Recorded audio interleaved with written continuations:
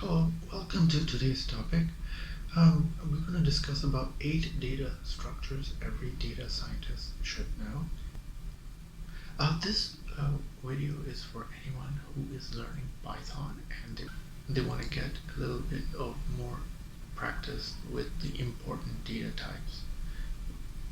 As a data scientist, data structures and the abstract data types, what are their relevance? A key part of the job is to be able to understand the best way to organize and structure data so that it can be efficiently stored and accessed depending on the task.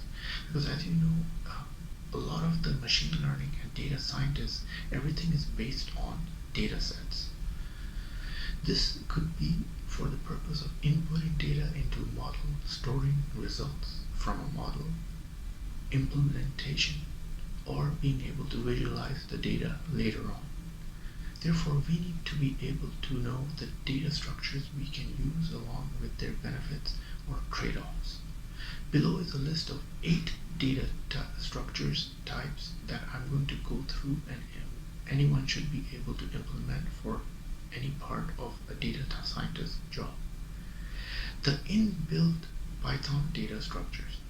But first, the place to start is inbuilt Python data structures that are likely to be encountered at the beginning of a data scientist's journey and interaction with Python.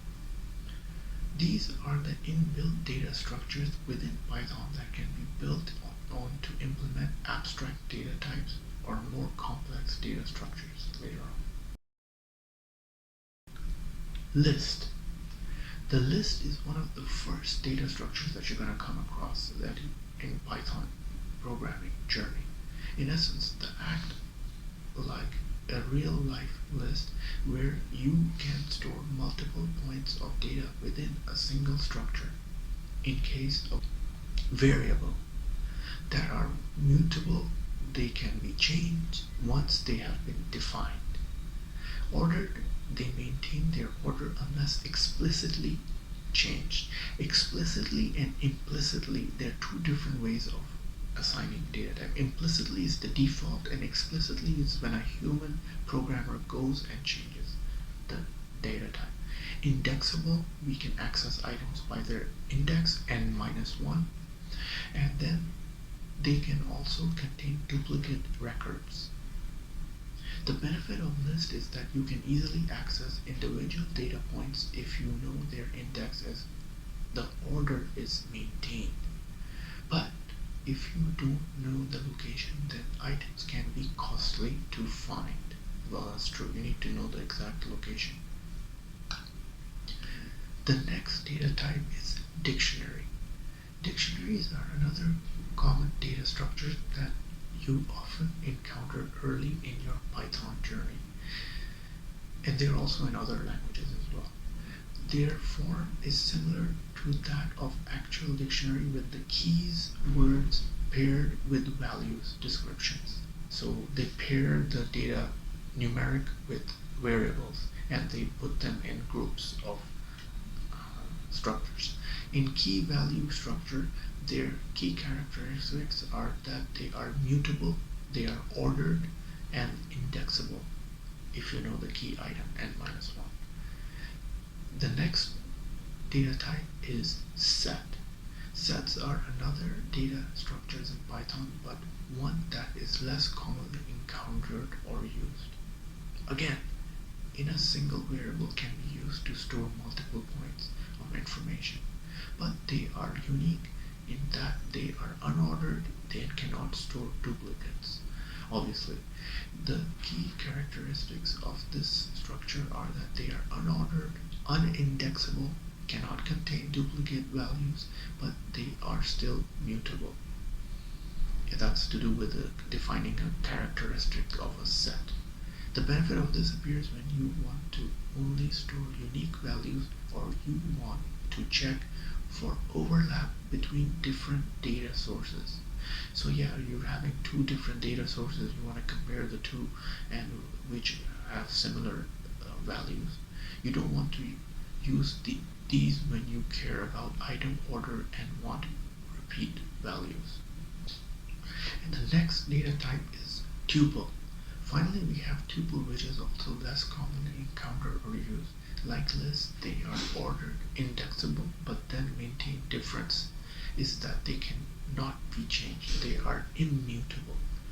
This means they are useful when you want to ensure that information cannot be changed by accidents, such as through user interaction or programmatic process, but you still want to access information in a certain order later on.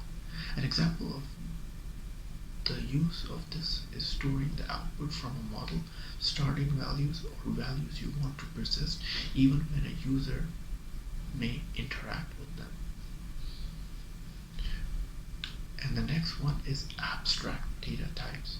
Beyond the four inbuilt data structures, there are several others that are also important to learn and understand, but come in a form of abstract data types that can be implemented in Python.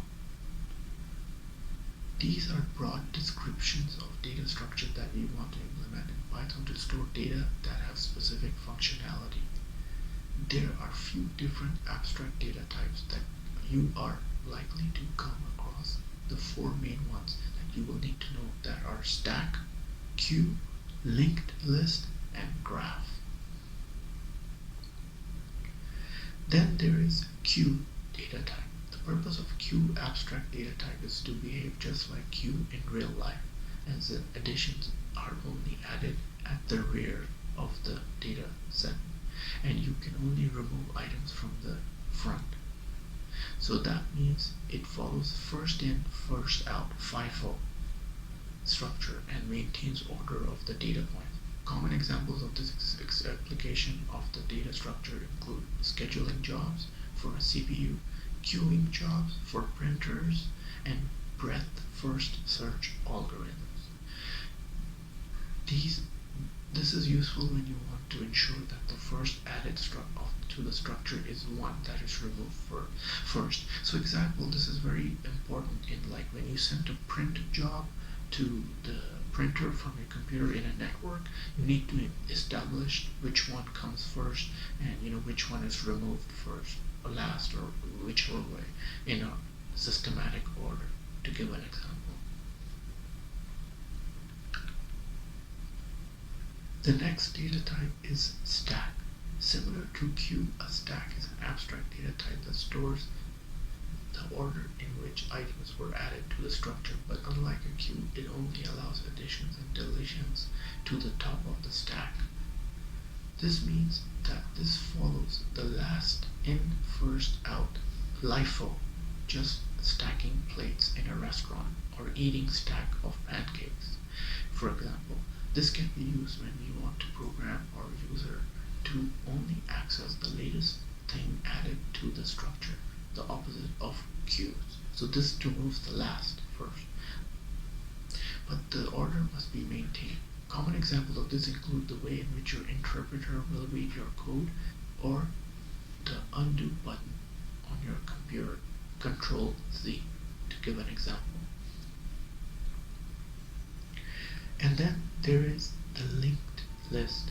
A linked list works as a collection of nodes that contain information and point to one another in a linear fashion, i.e. A is towards B is towards C is towards D. Two main forms of this occur in a doubly linked list, linked into both the previous and next node, or a single linked list only pointing towards the next node. This allows for easy insertion or deletion of items from the list, as only the links between the affected nodes need to be changed. So only the links between the nodes are changed. This means that it can be much less computationally intensive than the same operations for a traditional list. This can be useful when we aren't sure of the length of the final collection of items. We don't care about random access, or we want a quick insertion. And finally, there is graph. The final abstract data structure that we are concerned with is the graph, which can be used to store items and their relations. This is often represented in a capital G, which contains both vertices, which contain information, and edges, the relationships between vertices. The latter contain information as to whether there is a relationship. The latter can contain information as to whether there is a relationship or not, and also the potential rate strength of that relationship, such as distance or value. Examples of this include road network representations. Two different moves a chess piece can make in a chess game and lay the foundations of graph-based databases used in social networks. Well, we've come to the conclusion, and there are many different data structures and types that you are likely to come across in the work, and it is important to understand the trade-offs between using one or another for storing your data depending on what you plan to use it for. And this is very important because that depends entirely on the efficiency of how your data set is presented. And it's the only subset of the different types of data structures you will come across, but understanding these can often be used as a base to understanding many others, such as NumPy arrays or Pandas data frames. It is also common for data structures and algorithms to come up in software engineering and data science interviews, so it is worth keeping this knowledge in back of your mind, in check for the future. Well, this was a tutorial concept overview of the 8 data structures in Python for data scientists, and I hope you enjoyed the video. Click the like button to like the video and click the red button to see more of the videos. Ta-da from Shabs. Enjoy this video? Then must have a look at these videos.